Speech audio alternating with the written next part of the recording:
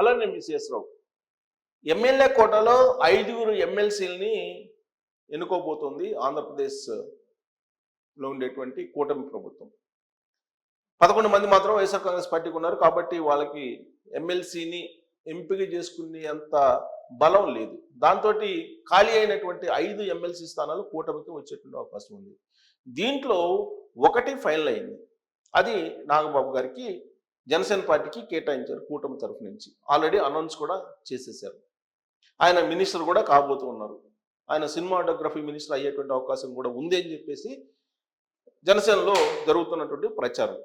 అయితే మిగిలినటువంటి 4 ఎమ్మెల్సీ స్థానాలు ఎవరికి ఉండేటువంటి అవకాశం ఉంది, ఎవరిని ఎంపిక చేసేటువంటి అవకాశం ఉంది, ఏ పార్టీకి వెళ్ళేటువంటి అవకాశం ఉంది అనే దాని మీద చర్చ చాలా తీవ్రంగా జరుగుతుంది. ఒకటి బీజేపీకి కేటాయించిన అవకాశం ఉంది అనేటువంటి చర్చ కూడా జరుగుతుంది. ఒకవేళ గవర్నర్ ఎంపిక జరిగి తెలుగుదేశం పార్టీకి కనుక గవర్నర్ పదవి అవకాశం ఇస్తే ఎమ్మెల్సీ పదవి ఒకటి బీజేపీకి వెళ్ళేటువంటి అవకాశం ఉంది. కాబట్టి ఇంకా 3 తెలుగుదేశం పార్టీకి ఉంటాయి ఎమ్మెల్సీ అవకాశం. సో ఈ 3 కూడా ఎవరు తెలుగుదేశం పార్టీకి ముందు వరుసలో ఉన్నారు అనేది ఇప్పుడు చర్చ జరుగుతుంది. ఒకవేళ గవర్నర్ అవకాశం కనుక ఇస్తే ఎన్డీఏ ప్రభుత్వం, ఢిల్లీలో ఉండేటువంటి ఎన్డీఏ ఎవరికి తెలుగుదేశం పార్టీ నుంచి అవకాశం ఉంటుంది అనే దాని మీద కూడా చర్చ జరుగుతుంది. చాలా క్లియర్గా గవర్నర్ విషయంలో తెలుగుదేశం పార్టీ స్పష్టంగా ఉంది. అశోక్ గజపతి రాజు గారికి గవర్నర్ పదవి ఇచ్చేలాగా ఇప్పటికే ఢిల్లీకి ప్రతిపాదన, ఢిల్లీతో సంప్రదింపులు జరిపినట్టు కూడా తెలుస్తుంది. సో మరొక ఆలోచన లేకుండా, మరొక అభిప్రాయం కూడా లేకుండా ఏకాభిప్రాయంతో తెలుగుదేశం పార్టీ అధిష్టానం అశోక్ గజపతి రాజు గారిని గవర్నర్గా ఎంపిక చేసేలాగా ఢిల్లీ తోటి మాట్లాడుతున్నారని చెప్పి తెలుస్తుంది.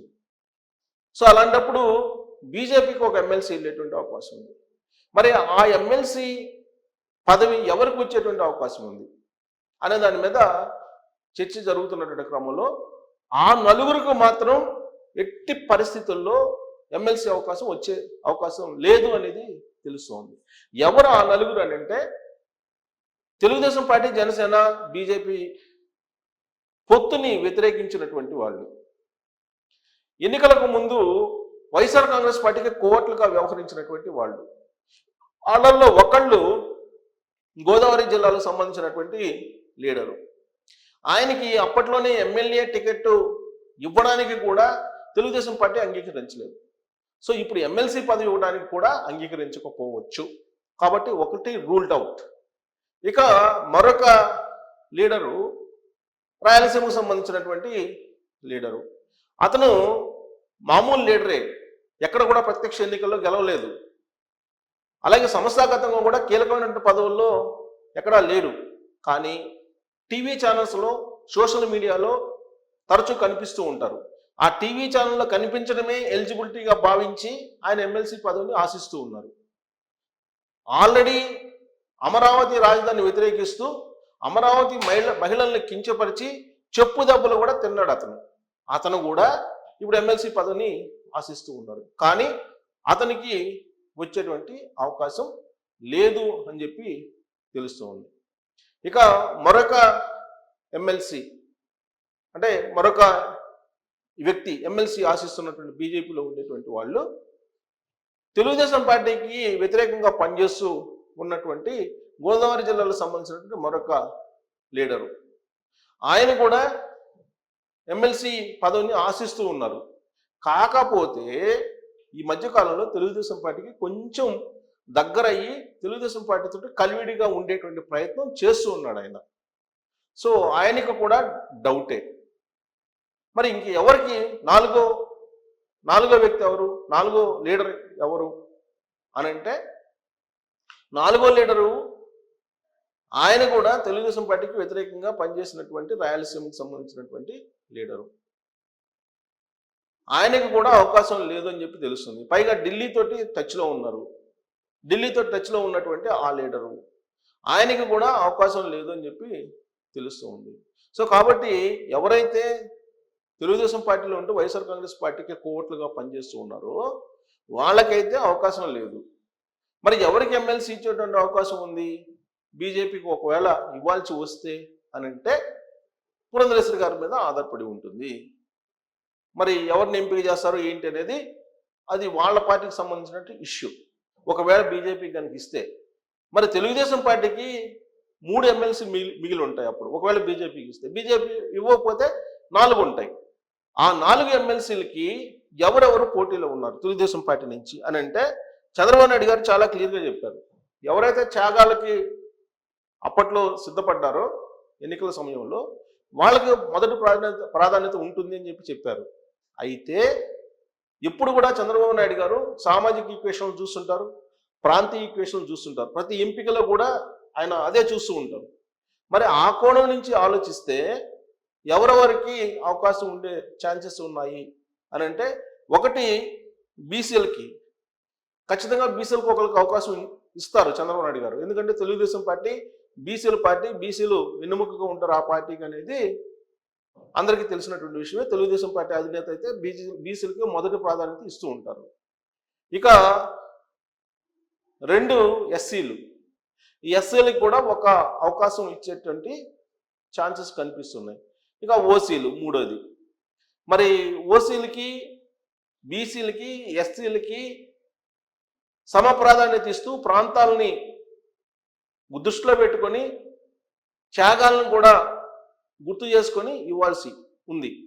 ఆ ఎంపికలో ఎవరెవరు ఉన్నారు అని అంటే పేర్లు తీసుకుంటే కనుక బీసీలు అనేటప్పటికీ వెంటనే గుర్తొచ్చేది ఎవరు? యనమల రామకృష్ణుడు గారు. సో ఆయన సీనియర్ అయిపోయారు. ఇక ఆయన్ని పార్టీ నుంచి పక్కకు తప్పించాలి లేదా సంస్థాగతంగా ఉపయోగించుకోవాలనుకుంటున్నారు తప్పితే ఇక చట్టసభల్లోకి ఆయన్ని తీసుకునేటువంటి అవకాశం ఇప్పుడున్నటువంటి కొత్త జనరేషన్కి లేదు. అందుకని ఆయన పేర్లు ఆల్మోస్ట్ పక్కన పెట్టారని చెప్పి తెలుస్తుంది. ఇంకా బీటీ నాయుడు, ఈయనకి అవకాశం బహుశా పేర్లు అయితే ఉన్నాయి కానీ బహుశా అవకాశం చాలా తక్కువ ఉండొచ్చు. అశోక్ బాబు ఆల్రెడీ ఆయనకి అవకాశం ఇచ్చారు, మళ్ళీ అవకాశం ఇస్తారన్నట్టు నమ్మకం లేదు.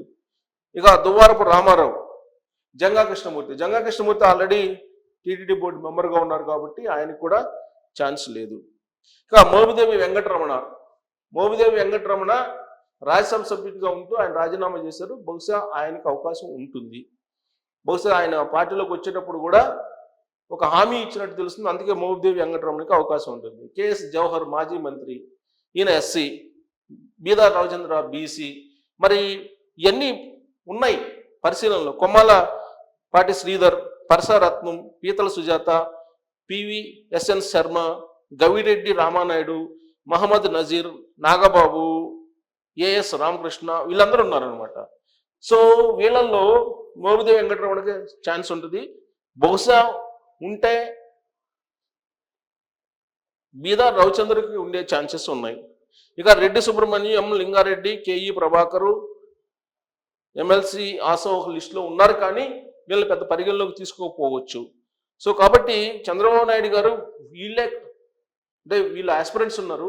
వీళ్ళు కాకుండా విచిత్రమైనటువంటి పరిణామం ఏంటంటే రాజ్యసభ వచ్చినా, ఎమ్మెల్సీ వచ్చినా, ఏ నామినేటెడ్ పోస్ట్ వచ్చినా తానున్నానంటూ వచ్చేటువంటి ఒక సీనియర్ పొలిటీషియన్ ఉన్నారు. ఎస్సీ వర్గానికి సంబంధించి పొలిట్ బ్యూరోలు ఉన్నారు. ఆయన కూడా ఎక్స్పెక్ట్ చేస్తున్నారు.